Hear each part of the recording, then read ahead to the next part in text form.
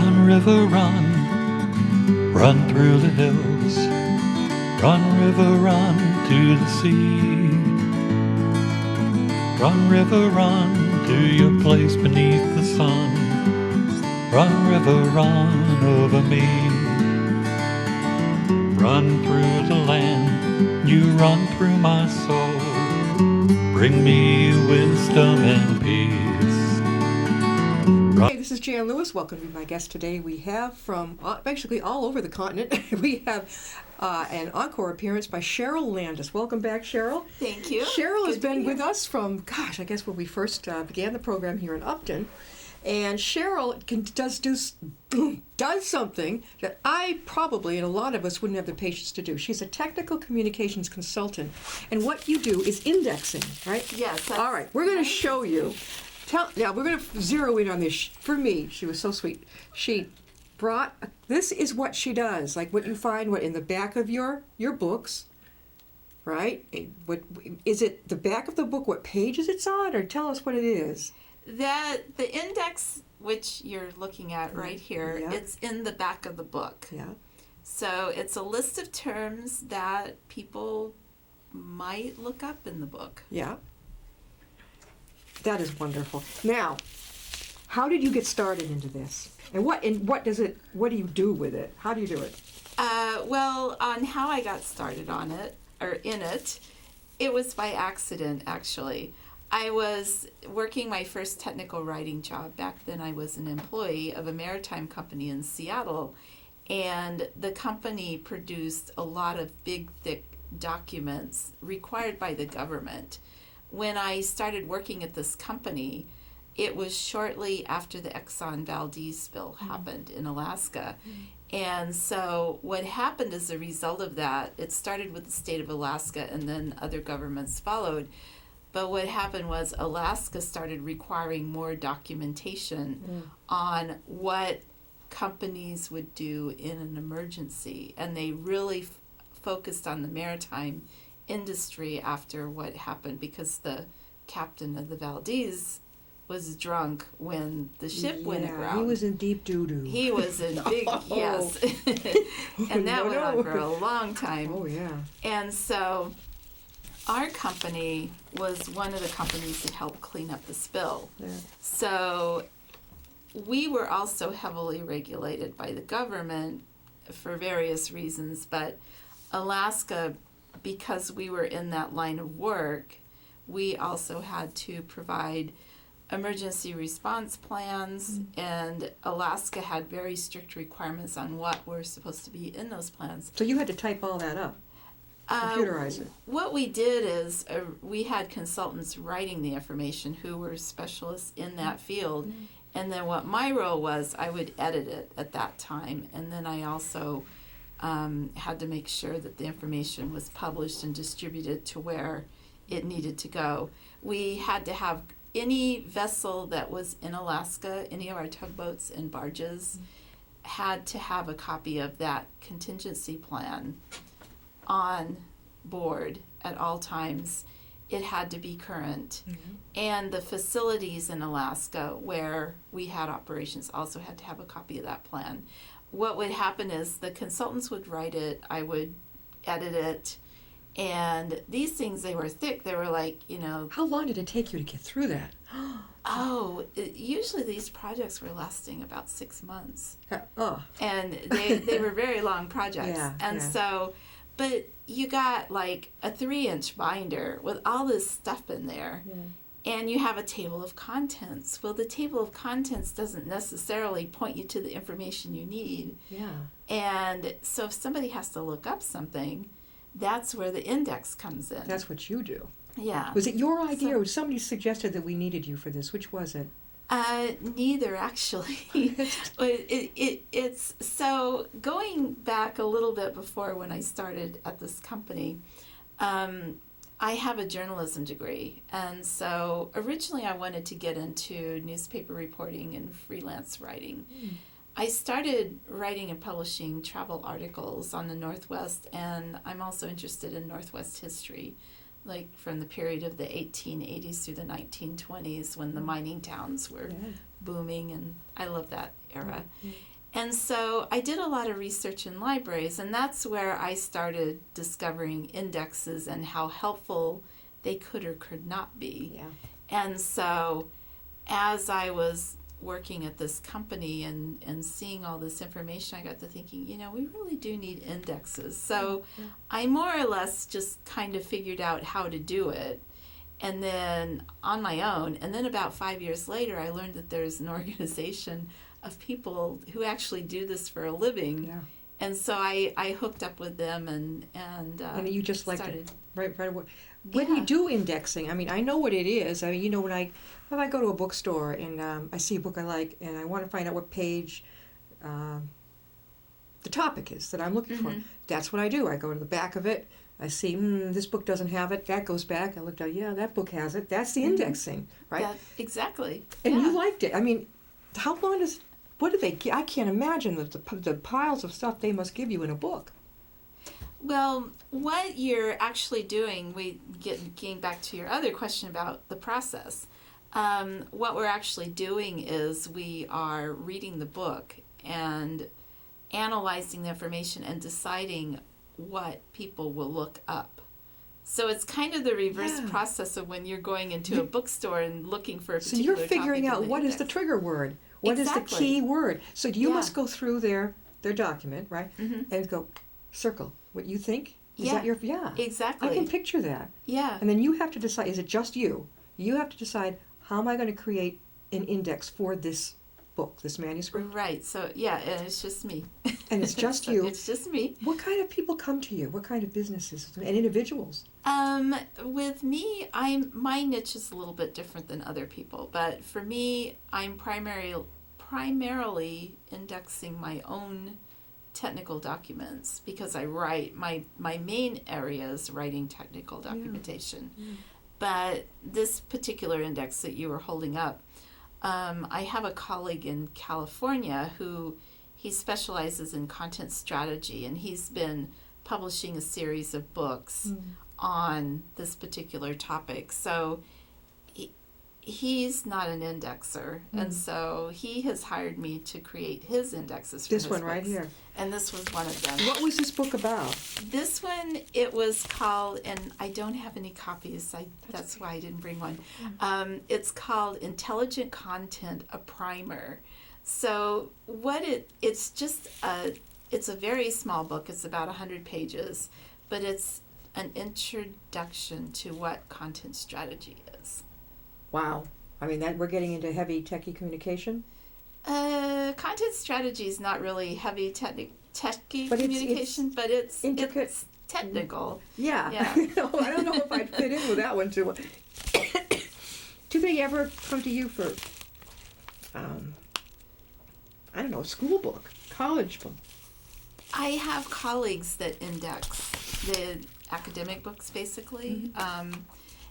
So they're most of the people that I know in this field are freelancers. And so how they have mainly gotten their work is they've contacted publishers and in areas that they specialize in or areas that they have background in, like education or psychology, or some people have really narrow niches like Middle Eastern studies or things like that. Yeah. And there are publishers that publish books on those topics.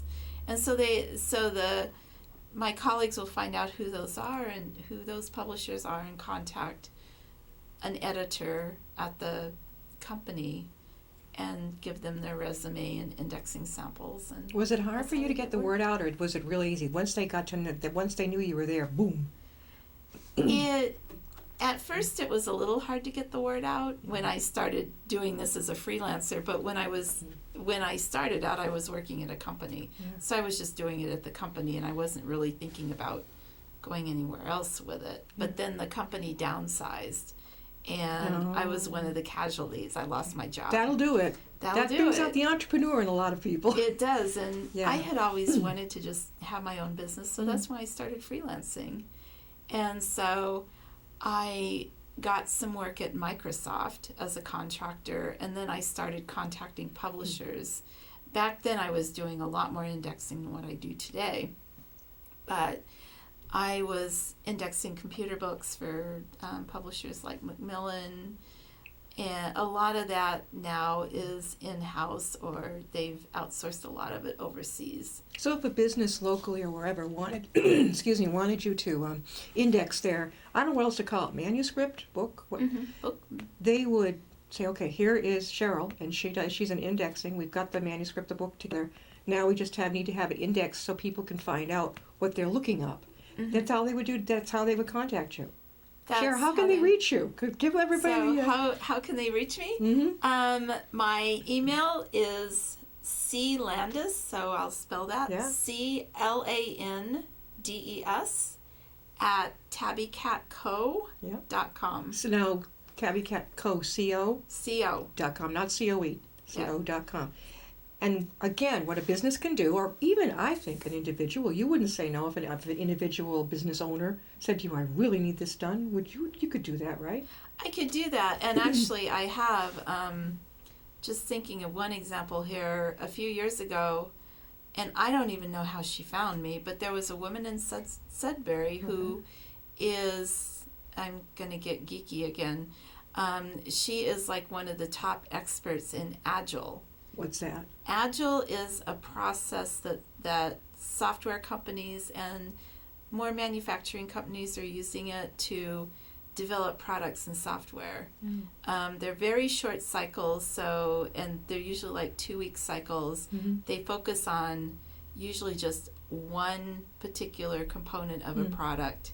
They work on that, they release that, then they go to the next one, and they just keep doing that. They keep so doing it's it. ongoing. She found you. How many years ago was this? Probably about 4 years ago. All right. now. Well, you were on. Yeah. I'm wondering if she saw at least your first interview. She probably, maybe when it was on YouTube or online, that's where she may have found you. I'm not sure. Yeah, and this was my bad. I forgot to ask her how she found me. So, Are you still in touch at all with her? Or no? Once in a while, we're hooked up on LinkedIn. Good. So. Yeah, it'd be very interesting to see if she. It seems almost a little coincidental because she's from this area. Yeah, now she's from you're in Sudbury. Washington State. That's your home. That's my home, and I also have an apartment in Littleton. Littleton, Mass. Mm-hmm. So how often are you? 6 months in Washington, 6 months here? Pretty much it's been working out that way, except this year I'm spending more time at home, home on the West Coast than I am here. It's almost like culture shock, isn't it? You go from the East Coast to the West. Would you say it's more relaxed out there your way than here? It really depends on where you are. I would say overall the Northwest is more relaxed, but the farther away that you go from Boston, I've also found that it's more relaxed. So by then it's more balanced. The big difference between here and Washington State is the weather, especially west of the mountains where I'm at. It rains, and the precipitation that we get, the amount every year, is about the same as this area. The difference is that the rain that we get is usually a mist or a really light rain, so it takes longer for us to get it than. Yeah, it almost sounds like a misty fog that you get. Is Pretty much. What's that big? My aunt used to live in a place that overlooked Mount. What's the one that? Oh. The one that blew up? Mount St. Helens. Mount St. Helens, thank you. Yeah, Mount yeah. St. Helens. Are you anywhere near there? I'm about, as the bird flies, about 50 miles south of there. So just over an hour. Yeah. That's not too bad. I've never seen, only in her postcards, I think, but she would describe we can see from the apartment window, Mount St. Helens. Yeah. There's 2 mountains that I can see from my neighborhood in Vancouver, Washington right now. Mount Hood, which is east, kind of southeast of us on the Oregon side, and then Mount St. Helens. Are you giving presentations, Cheryl? Cheryl Cook, why did I call her? Cheryl Landis. You know what? They're the hat lady that's been on here. Cook is her last name. Landis is yours. All right. 2 Cheryls. I think you're the only 2 Cheryls we've had. Now I don't even remember what I was going to say. Something about presentations? Yeah. Are you giving presentations like at business groups, things like that, to get the word out even more about what you do? Oddly enough, I haven't been doing as much on indexing anymore. This is kind of funny. I don't know how this all started, but the job seeker groups around here, there's a lot of them, and they're Networking. fantastic. Oh, yeah. They're always contacting me to talk about looking for work. Yes. And so that's mostly what I've been doing. I have, my next presentation is March 7th, I think it is, at the Tewksbury Public Library. And then Dina, the head librarian at Westford Public Library, she's usually asking me back every 6 months to talk about something, and we'll usually come up with a topic. And Now, I'll you would be research it. talking about people, how they find jobs? And you're an Finding index. work. Are you going to share with how you got into indexing? Is that how you do it? I'm not talking about anything specific. It's more like how to work as a contractor or a freelancer. Some of the other things I've done is how to handle being an introvert, like when you have to go out and network. Not a How do you- problem. yeah, how do you do it? Not with me, but I'm actually. You're an I introvert? am an introvert. Yeah, you wouldn't know that. no, I sitting would say here you're right in talking to you. between. Right in between. But I don't it's- see the introvert part. Well, it's called Ambivert. they call it closet A introvert. closet introvert. Oh. Sounds like I'm addicted to something. But no, it's like when we have to, we'll do it, Yeah. but it's not our personality. So, But you come across like this is something you do all the time. yeah. So you have to remember that the people in the audience have no clue. Of course she does this all the time. So they're not going to say that you're an introvert or whatever. They just say, well, of course, she's up there doing something that they couldn't do. Yeah. That's what had to get me originally long ago when I began doing public speaking. I thought, what am I worried about? I've been in an audience in awe of the person up there just to be up there. Never mind what they're talking about. So I think, wait a minute, then put yourself back in the audience and relax because you're up there giving them something that they obviously came to hear about. Yeah. So when you appear, you're going to be at the library. About how many people come for your speech? It varies. These are usually fairly small groups. They range from 10 to 30 people, depending on where it is. If it turns out to be the Acton networkers, they're a lot bigger groups. Sometimes there can be 50 people or more. About them, I think they're connected with the Hopkinton. They are. I went to the Yeah. Hopkinton one out of curiosity. Yeah, the And that- Hopkinton one is pretty big too. Have you spoken there at all? Yeah, it's been about 3 years ago. We must have just missed. I took a friend there when looking for a job. I said, come on with me, let's go, and you can see how these people do it. I think that would be great what you do. You probably noticed that maybe the same people you saw 6 months earlier are still not getting it. They're Oh, hiding yeah. behind the computer. They're Uh-huh. not getting themselves. That's why I coach people how to do broadcasting media, meaning get your own show, that type of thing. Get yourself out there. That's one way to do it. And do presentations like you're doing. I mean, even if you only did half an hour, 20 minutes. Now, I'm not into PowerPoints. Do you use PowerPoints?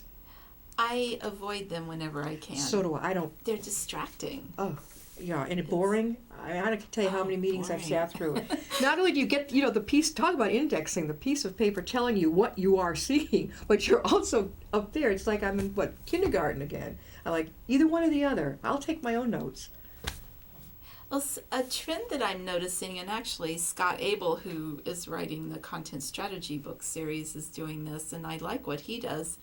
When he has PowerPoints, he has a lot of webinars. So in webinar, you have to have Yeah. something visual. Sure. But what he does is instead of, bullet point, bullet point, bullet point, he'll have a picture and then just one word that kind of summarizes what he's talking about at Yeah. that moment. Yeah.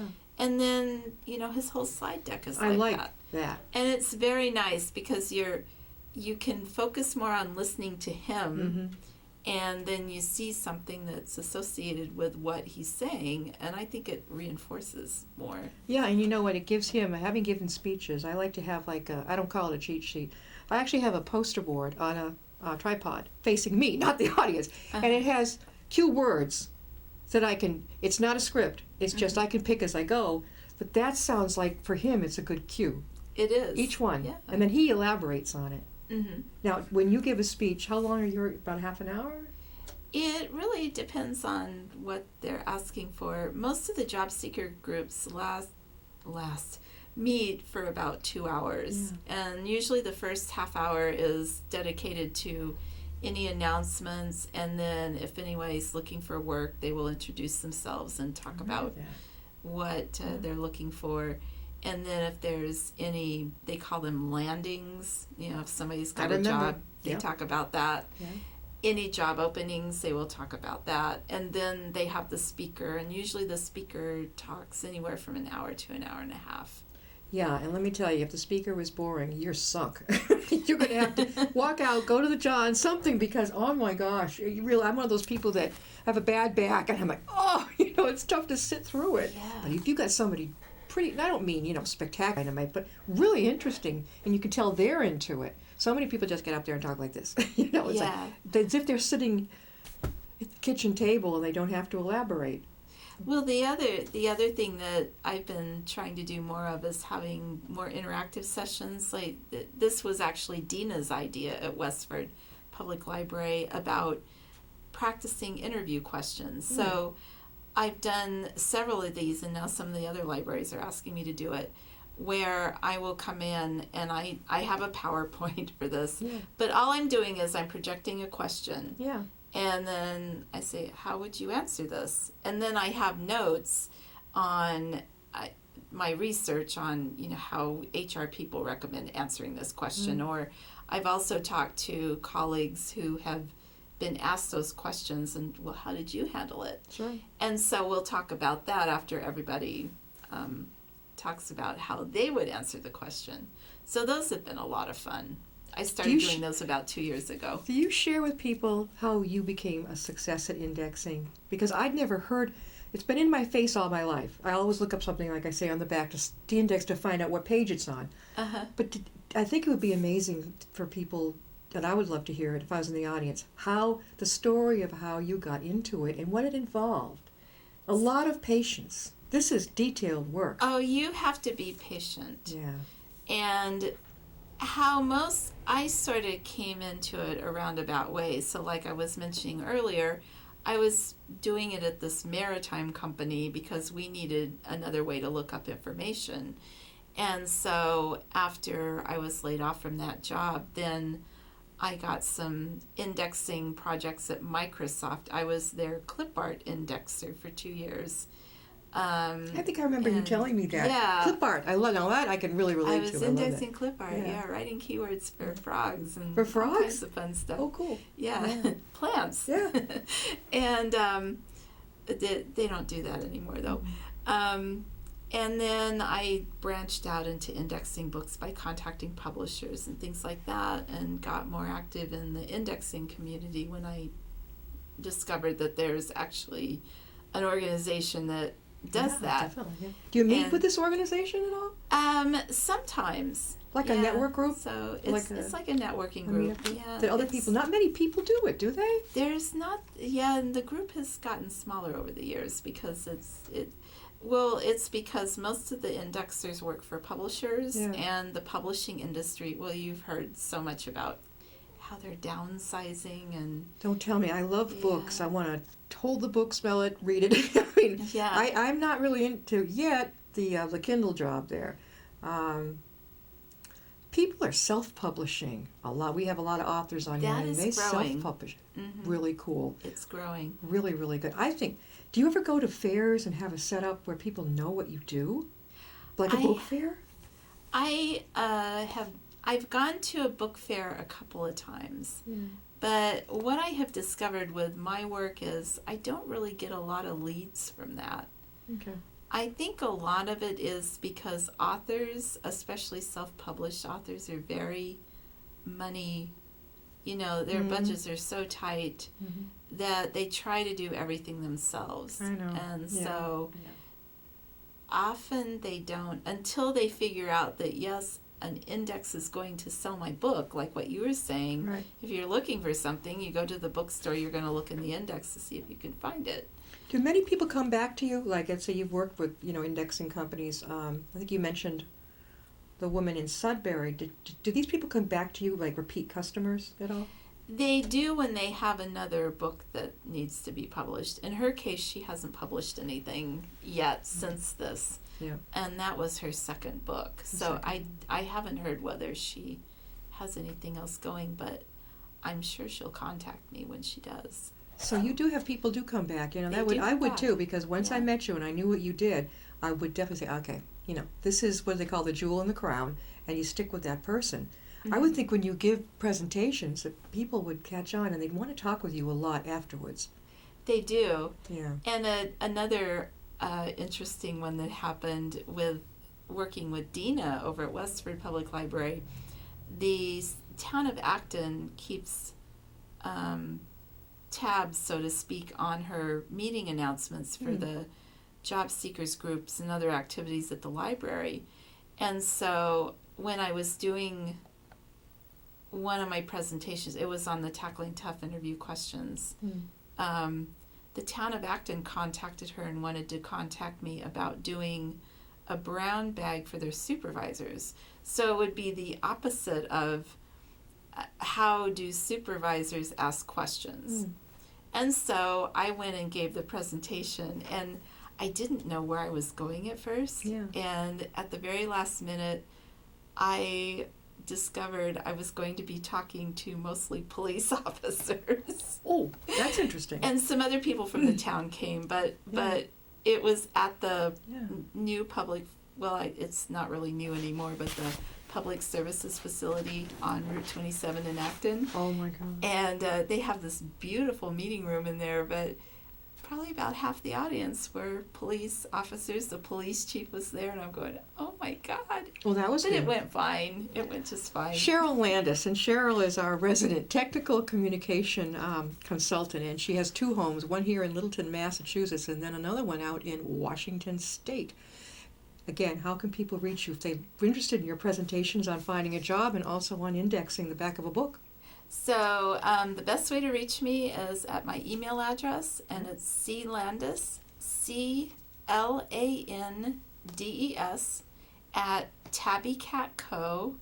It's TABBYCATCO.com. CO.com. We're going to talk about possibilities after the show because I can see you doing some great presentations out this way. Thank you, Cheryl, for coming by. Now, don't forget, it's almost we could have you on almost like once a year or twice a year. Yeah, This is your first time in the new studio. You started with us back in 2012 when we were down the other road, and it's quite different. This is your 3rd iteration, so it's like it's finally we got our own studio and we love it here, and guests. They don't want to get out of the easy chairs. They travel miles and hours to get here. And it's like, oh, thanks. And we'll see you next time and be my guest.